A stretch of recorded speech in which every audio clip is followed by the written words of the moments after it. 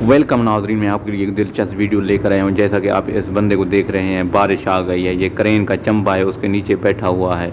नाजरीन, आप देख रहे हैं कि ये हैवी मशीनरी चल रही है और सीमेंट मिसाला एक तारों के ज़रिए गुजारा जा रहा है। ये हैवी ट्रैफिक और बुलंद बिल्डिंग है जो कि पहाड़ों के ऊपर तैयार की जा रही है। आप इसको एक्सपर्टी या एक्सीलेटर भी कह सकते हैं। आप इस वीडियो से महजूज होंगे।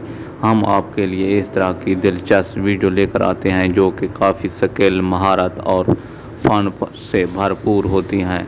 काफ़ी मेहनत करते हैं। हमने ये जाने के लिए पूरा सफ़र किया। अगर ये देखें तो ये एक चाइनीज़ लड़का है जो कि एक बुज़ुर्ग ख़तून है, वो हाथ में कुछ उठाया हुआ है और उसका ये सामान ले लेते हैं और उसे घर तक पहुंचा आते हैं।